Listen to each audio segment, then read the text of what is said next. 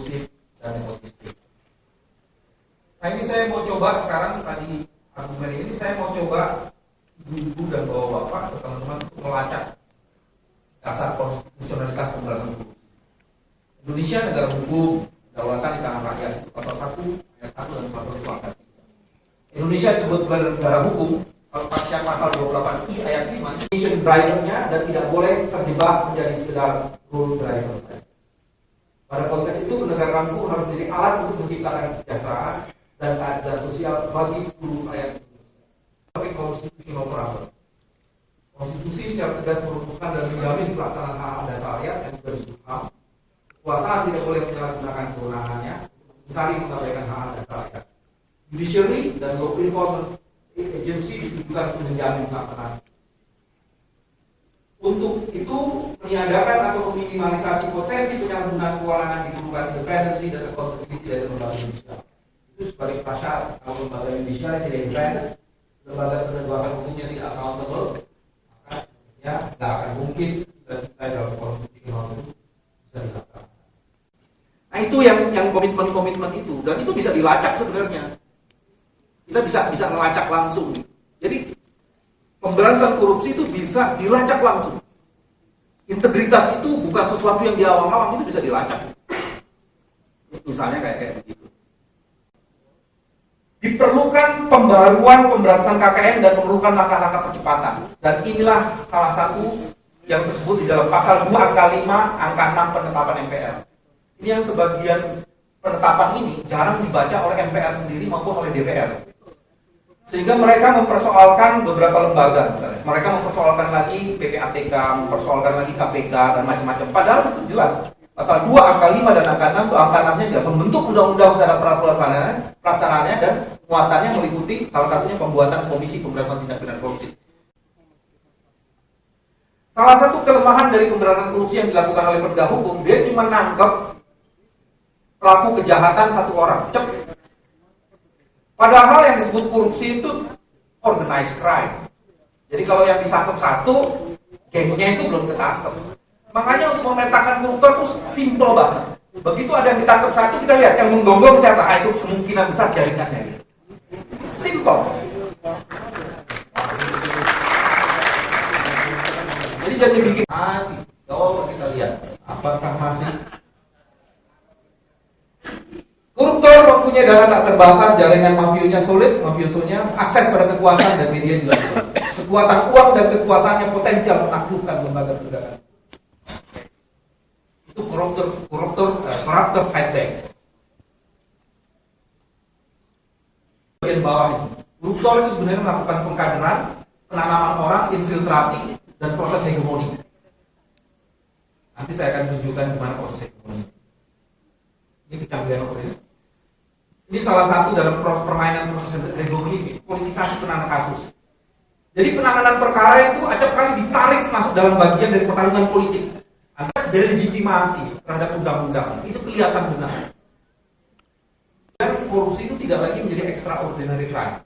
Dan ini rumusannya faktual banget. Dan supaya ibu dan bapak mengetahui, perubahan revisi-revisi dalam KUHP itu agak memalukan karena rujukan-rujukannya itu sebenarnya buku-buku yang sudah old fashion semua.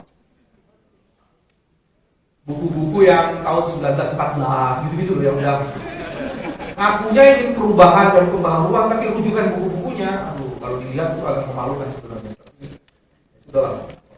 Diukur dari jumlah kasus yang ditangani, bukan pada efek deterrennya. Kualitas penanganan dan jumlah kerugian negara yang berhasil dikembalikan. Berdasarkan itu semua sebenarnya ada beberapa problem. Jadi kalau problem penegakan hukum itu salah satu mekanismenya rekrutmennya memang melalui online. Pengembangan kompetensi menjadi penting. Ibu dan bapak saya mau kasih contoh satu di sini. Sekarang cara money laundering cara pelaku money laundering melakukan kejahatannya udah pakai SPV. Jadi dia tidak lagi, kalau dulu saya suka bercanda sama teman-teman, dulu ada benda bergerak, benda tidak bergerak, dan ada bergerak-gerak, benda bergerak-gerak. Sekarang itu udah lagi pakai SPV.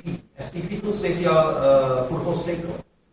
Nah, kalau ditanya, saya kebetulan juga suka mengajar di teman-teman di penegak hukum. Kalau saya tanya siapa penegak hukum yang main di pasar modal, nggak ada. Siapa yang tahu sukuk? Misalnya dana haji itu oleh Pak Anggito sudah diubah menjadi dana sukuk. Tanya, ente kenal sukuk nggak? Nggak tahu. Pantes. Main reksadana nggak? Enggak. Udah. Pantes korupsi di level-level itu lolos semua. Begitu pun dengan SPV. SPV itu special purpose vehicles. Itu satu metode baru lagi. Bagaimana uang-uang itu disimpan di perusahaan-perusahaan. Kami harus belajar mengenai.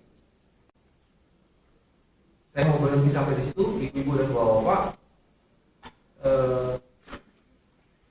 Ini soal citra dan lain-lain itu pentingnya. Saya sekarang sudah mau dilihat tuh saya ingin bertanya kepada Pak Bambang ya, komentarnya terhadap gagalnya revisi terhadap KUHP yang sampai sekarang yang harusnya itu menjadi pekerjaan kabinet SBY tapi tidak jadi karena ada perdebatan. Ada satu perdebatan tadi yang Bapak sampaikan terkait dengan penyelidikan tentang masalah korupsi. Apakah KUHP itu dibiarkan saja, tidak memasukkan persoalan korupsi, yaitu tetap dimasukkan di Undang-Undang KPK, ya, dibiarkan dimasukkan di dalam KPK kewenangan itu. Ini yang KUHP tidak menyinggung-nyinggung soal kewenangan KPK, itu dibiarkan saja karena KPK adalah lembaga ad hoc. Atau masalah ini dijadikan sebagai bagian daripada KUHP. Atau pilihan berikutnya adalah KPK bukan menjadi lembaga ad hoc, itu lembaga permanen. Karena korupsi ini sampai dunia kiamat pun tidak akan selesai. Jadi pandangan itu penting Pak bagi ke depan ya, bagi pendidikan hukum kita Pak. Soalnya begini, ini Pak, jujur saya menaruh perhatian besar terhadap KPK dan mungkin masyarakat luas juga. Satu yang saya ingin tanyakan, apakah mungkin KPK itu bisa masuk dalam ranah hukum militer Pak? Selama ini sipil terusnya di umum tapi militer seperti tidak sentuh. Mohon terima kasih. Memang kasus yang menyangkut itu kita belum dapat dua alat buktinya. Jadi bukan karena takut sama sektor, tidak. Kalau dua-duanya memang diwakilkan itu lebih takut. Dari pertanyaan, terima kasih. Mohon maaf kalau ada kesalahan. Kita berikan proses kepada para penonton. Terima kasih. Terima kasih Bapak Iriana. Bapak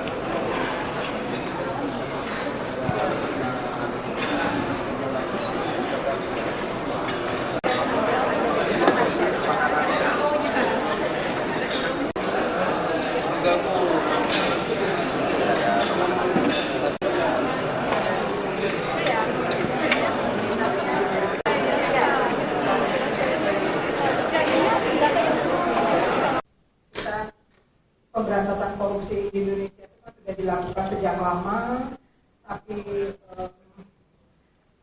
hasilnya meskipun ada gitu ya, ada itu bisa dilihat pada beberapa indikator, misalnya adanya kenaikan pada skor indeks persepsi korupsi yang pada tahun 2004-2005 itu masih berada pada angka 2, sekarang menjadi angka 3,2. Spike itu melakukan berbagai tindakan yang sifatnya memang mengganggu upaya pemberantasan tindak pidana korupsi.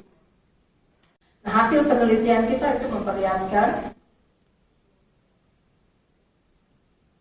dan norma aturan itu ternyata apa yang dimaksud sebagai obstruction of justice memang mempunyai makna yang sangat luas. Sebagai obstruction of justice sepanjang itu dilakukan dengan niat untuk mengganggu atau menghalangi suatu proses hukum terhadap tindak pidana korupsi. Tapi kan rumusan di situ itu terlihat dengan jelas bahwa yang dimaksudkan dengan proses tersebut adalah penyidikan, penuntutan, dan pemeriksaan di sidang pengadilan.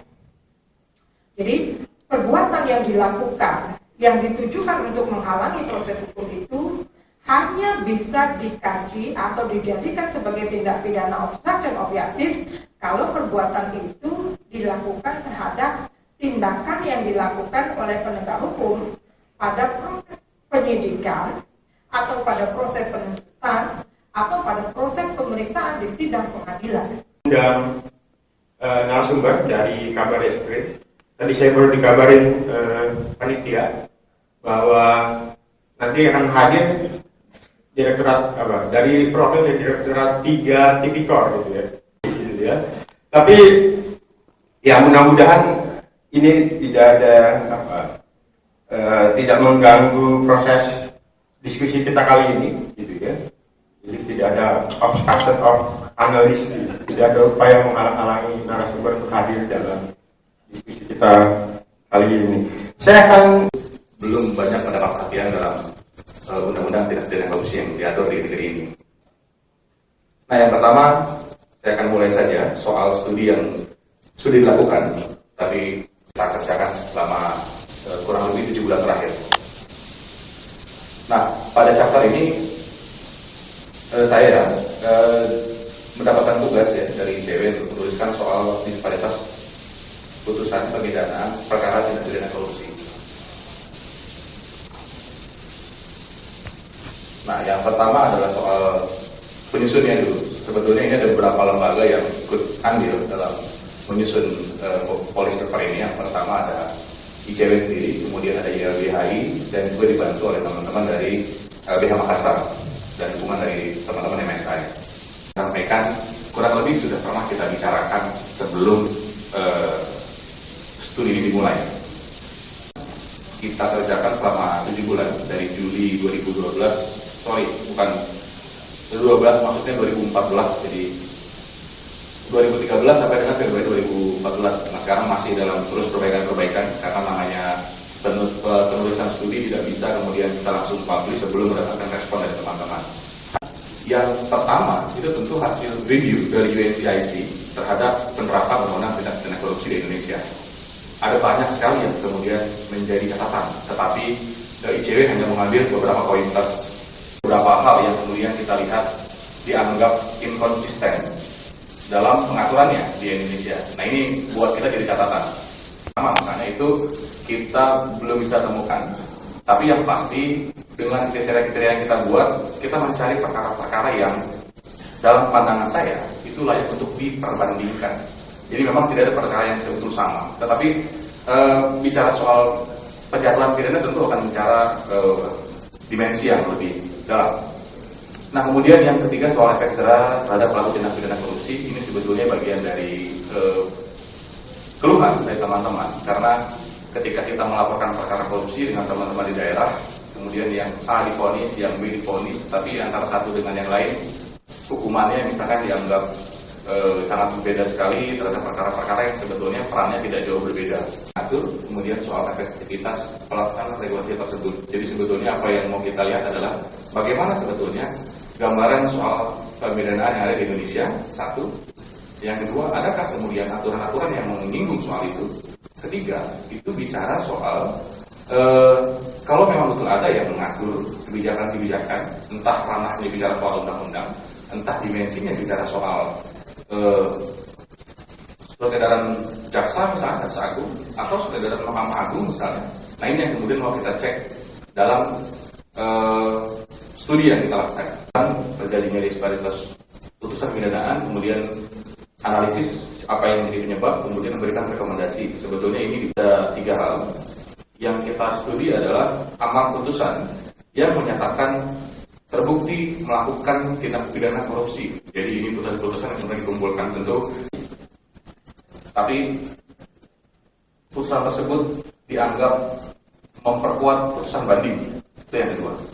Yang ketiga adalah putusan kasasi yang menyatakan menolak permohonan kasasi sementara putusan banding dianggap bersalah. Jadi kita batasi pada 3 poin itu. Temuan yang kita bisa dapatkan dalam studi yang pertama soal klasifikasi amar putusannya, kemudian juga pasal-pasal yang sering digunakan soal pidana tambahan pembayaran uang pengganti. Jadi ada poin-poin ini yang kemudian kita lihat selama 7 bulan. jenis amar putusan. Jadi kita catat, dan terakhir hanya mampu merekam sekitar 735 putusan. Jadi kalau kita mencatat, pasal yang bisa kita anggap pasal-pasal primadona adalah pasal 3 dan pasal 2.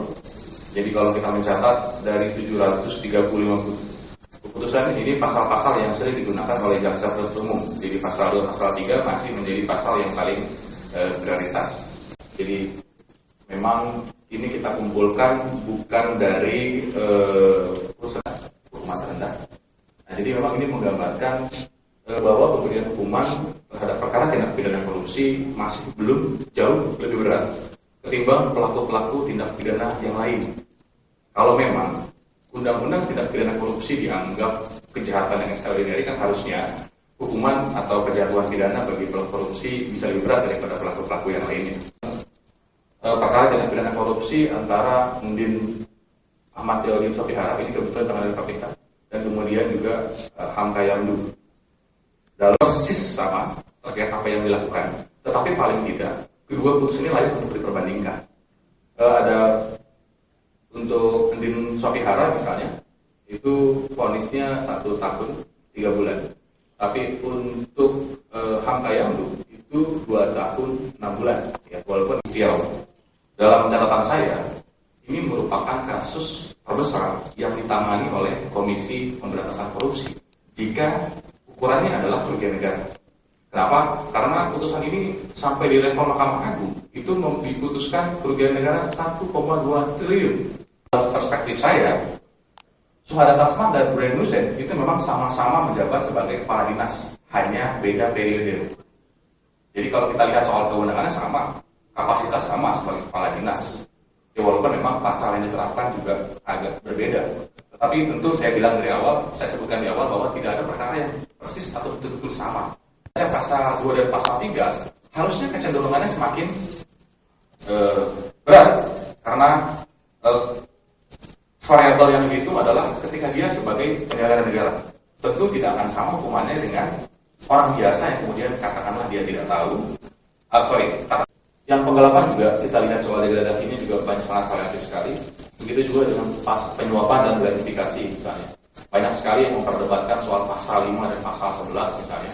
Misalnya kalau pelakunya perbuatan yang sama, tapi misalnya 2 orang melakukan penggelapan, 2 pejabat di pegawai negeri, tapi penjelasan dari pemerintah bahwa penggelapan sama-sama 10 juta, yang satu menteri, yang satu pelaku, pasti kan beda. Hukuman yang harus beda.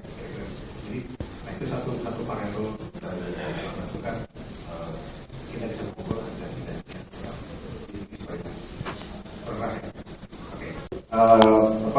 kita bisa melihat, mencoba melihat hal yang sederhana, menggambarkan disparitas dari satu hal yang sederhana itu melalui dari penerapan uang pengganti. Uang pengganti itu kan dalam korupsi, uang pengganti adalah pidana tambahan yang di mana apabila dia dijatuhkan dan kemudian terdakwa tidak membayar uang pengganti tersebut, jaksa bisa menyita dan kemudian melarang barangnya. Kalau kurang, maka dikenakan secara pengganti. Nah, di situ maka karena dia sifatnya pidana tambahan, bukan pidana pokok, bukan hukuman pokok yang dijatuhkan oleh hakim, maka kita bisa membedakan ada dua karakter dalam menjatuhkan hukum. Satu, ketika dia hakim jatuhkan pidana pokok karena perbuatan, maka variabel-variabel tadi dalam itu perlu diperhitungkan. Uang pengganti yang harus dibayarkan. Nah, itu jadi lebih mudah sebenarnya bagi hakim untuk menentukan besarannya. Jadi asumsinya ketika variabelnya sedikit, maka kemungkinan disparitas bisa ditekan. Dijatuhkan itu adalah 2,8 juta. Secara mengganti kalau seandainya terdakwa tidak membayar uang pengganti tersebut adalah 1 tahun. Where we want to work with civil society on how to build the trust between the government and civil society, and how to collect information, detect cases, etc. And of course, corruption is behind all of this. Corruption is interlinked with transnational organized crime, and transnational organized crime with corruption. Stop until there is an investigation about where is the money, and try to get that money back to the government to be reinvested in whatever the government so desires. And of course, final point, working together with neighbors. Ada beberapa hal upaya yang harus kita lakukan bersama, yaitu segera melakukan penyelesaian penangkapan kawasan hutan. Tentunya ini dari pemerintah sendiri yang harus menuntaskan permasalahan ini dengan penegak hukum untuk menyamakan persepsi masalah kawasan hutan ini. Ini perlu segera diselesaikan. Kemudian koordinasi program perizinan satu atap antara pemerintah baik daerah sampai hingga ke kementerian, dan perlu adanya dukungan dari berbagai pihak. Karena penegakan hukum di bidang sektor kehutanan ini tidak bisa dilakukan oleh penyidik sendiri. Bahwa yang akan menyampaikan makalah ini adalah dari Direktorat Jenderal Planologi. Namun karena Pak Dirjen Planologi sedang ada acara juga dengan KPK di Maluku Utara, dan kemudian diserahkan ke kami dari Direktorat Jenderal Perlindungan Hutan dan Konservasi Alam. Baik, kita lanjutkan saja. Hutan semua, dan kita mempunyai 130-an juta hektar hutan. Dan kita lihat di Undang-Undang 41 tahun 99 sudah dibagi hutan, terdiri dari hutan konservasi, hutan lindung, hutan produksi. Ada untuk izin restorasi ekosistem dan sebagainya yang ada di dalam sebelah kanan, slide diagram sebelah kanan. Dan kemudian untuk hutan konservasi sendiri di dalam Undang-Undang 5 tahun 90 sudah dibagi lagi. Ada kawasan suaka alam yang terdiri dari cagar alam, suaka marga satwa, dan kemudian ada kawasan pelestarian alam, ada taman nasional, ada taman wisata alam, dan taman guru. Undang-Undang 590 yang diturunkan dengan mandat PP tahun 68 dan kemudian dirubah lagi menjadi PP tahun 28 tahun 2011. Jadi kita masih di kehutanan kita sangat gampang menunjukkan bahwa hukum kita sebenarnya adalah tajam ke bawah dan tumpul ke atas. Karena misalnya di beberapa tempat petani masuk hutan saja kemudian bisa dipidana. Tapi perusahaan besar ketika kemudian kita sebut misalnya Sinarmas atau RAPP yang bahkan namanya sudah disebut dalam putusan pidana kasus Riau, itu pun sampai sekarang nggak ada apa-apa. Gitu. Ini salah satu dasarnya ketiadaan atau lemahnya legitimasi regulasi yang mengatur alokasi spasial. Jadi kita bisa melihat sekarang misalnya tadi Bu Indra sudah menyinggung bahwa pengukuhan kawasan hutan harus menjadi prioritas ke depan, karena data yang saya punya sampai sekarang adalah kawasan hutan kita yang sudah ditetapkan itu baru 16%. Ya.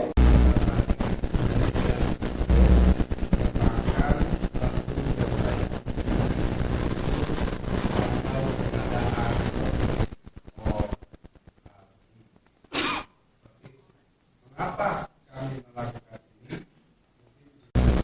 Barang dan jasa di Indonesia, khususnya yang dilakukan oleh beberapa kementerian, lembaga, daerah, biar masyarakat bisa mengetahui informasi-informasi tentang pengadaan barang. Di samping itu, kalau misalnya ada sesuatu yang dilihat tidak beres, ini bisa juga secara interaktif dan bisa melaporkan. Karena APBN kita 2012 itu estimasi belanja pengadaannya sekitar 500 korupsi dan kebanyakan berurusan dengan barang pengadaan barang dan persentase kerugian negara itu sebesar 38%. Tujuannya sebagaimana dijelaskan di dalam latar belakang itu memperluas menyebarluaskan informasi publik tentang penerapan nilai integritas secara umum dan pengadaan barang dan jasa secara umum supaya intervensi program pengadaan barang. www.pantau.org/survey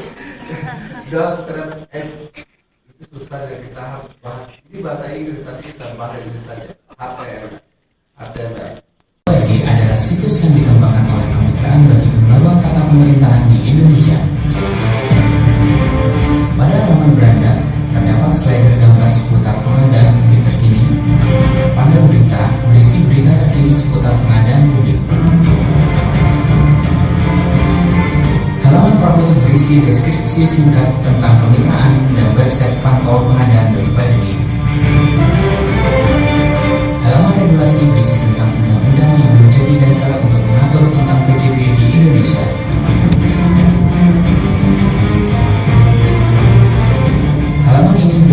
tentang modul dan kajian instrumen penunjang pengetahuan tentang PJB publik.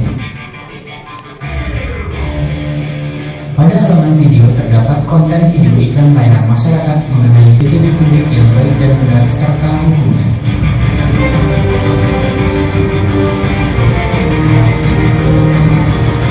Pada halaman survei kita dapat melihat data statistik hasil survei di berbagai wilayah di Indonesia yang ditandai pada peta tersebut. Contoh, Makassar. Survei ini diperuntukkan untuk para pengusaha yang pernah berpartisipasi dalam proses pengadaan barang atau jasa publik. Mereka dapat mengisi kuesioner secara online dan menilai kinerja pengadaan. Berpartisipasilah dalam survei online kami untuk menilai kinerja pengadaan.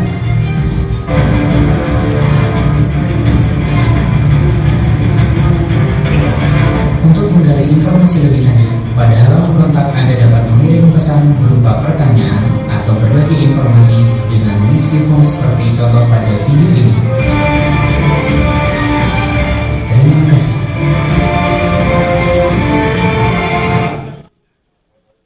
Ya, begitulah perbedaan. Yang pertama adalah reformasi birokrasi itu adalah urusan negara, urusan birokrat saja. Dan persepsi keliru yang kedua adalah bahwa reformasi birokrasi itu semata-mata masalah remunerasi atau tunjangan kinerja bagi para aparatur sipil negara. Dan pada malam ini mudah-mudahan dengan para narasumber yang hadir di tengah-tengah kita, di depan kita bisa memperjelas dan kemudian menghilangkan persepsi yang keliru itu. Saya sebagai beberapa data termasuk juga data ekonomi dan internet, tapi yang menarik menurut saya adalah saya pakai Human Development Index dari pemerintahan. Kalau dilihat di sini, saya nggak bawa ini ya, laser pointer. Dari dulu sampai sekarang yang pernah selesai dan yang pernah tuntas. Saya menarik. Kenapa? Karena dari dulu sampai sekarang kita melihat ini simulasi lagi. Kalau kita dengan sekarang kita sampai seperti yang target 2025 kita sampai Maroko 2012. Kami yang mungkin karena Pak Pfizer makanya ini udah masuk ke dalam salah satu agenda.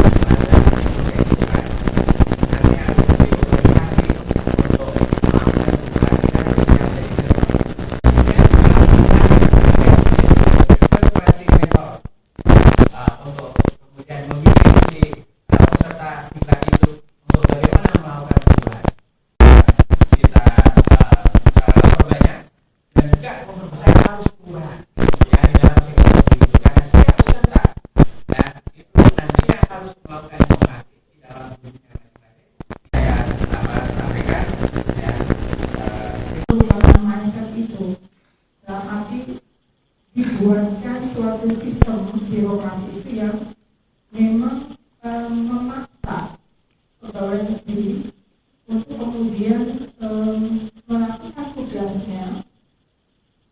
Awalnya mungkin terpaksa Pak, karena akan ada sanksi, tapi kemudian akan berubah lambat laun menjadi sesuatu yang menjadi tingkat dan perilaku. Bahkan bapak-bapak bahwa kita dalam konteks itu masih perlu menggunakan hukum dalam artian menggunakan sanksi terlebih dahulu untuk kemudian membiasakan bahwa reformasi birokrasi itu menjadi sesuatu yang internal kepada diri pegawai. Saya kira itu saja. Terima kasih.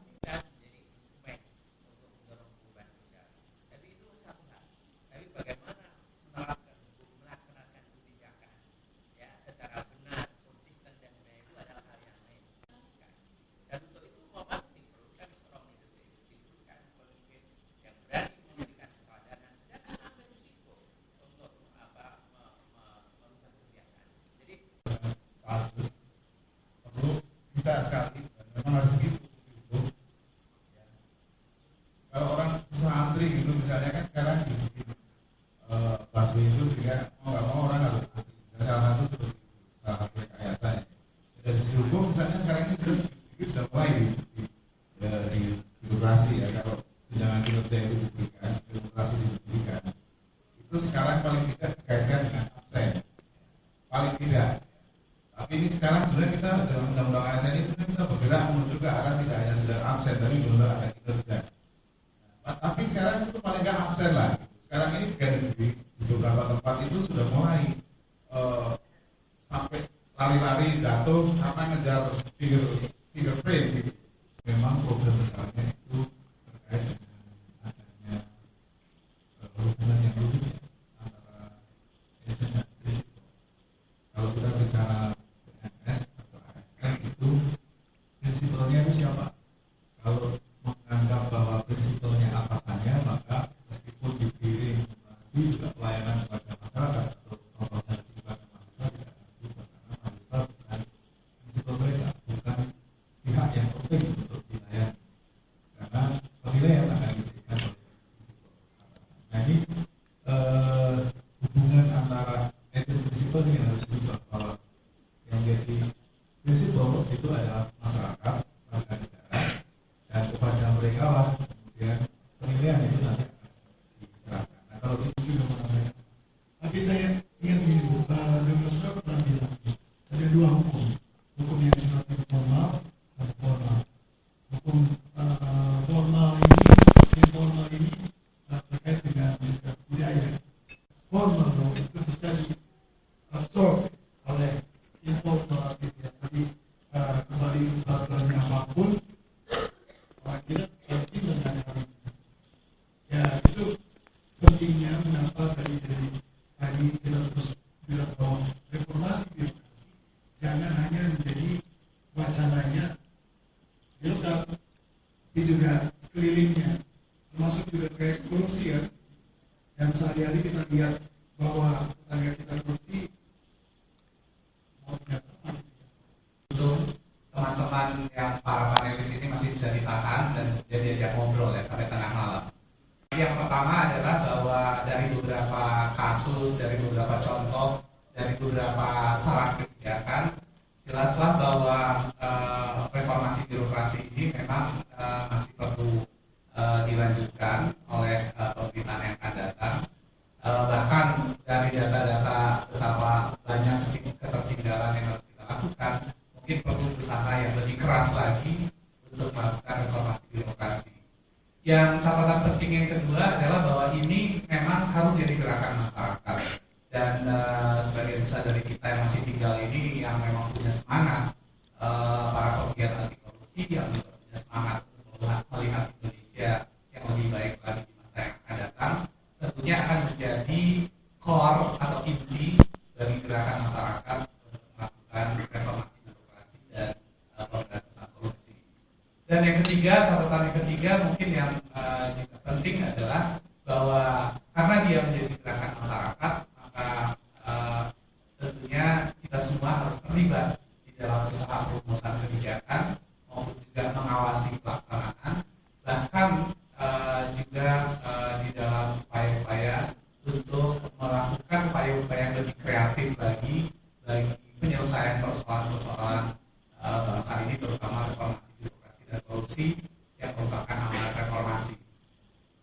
Kepada para panelis, terima kasih kepada teman-teman yang masih tinggal. Wassalamualaikum warahmatullahi wabarakatuh.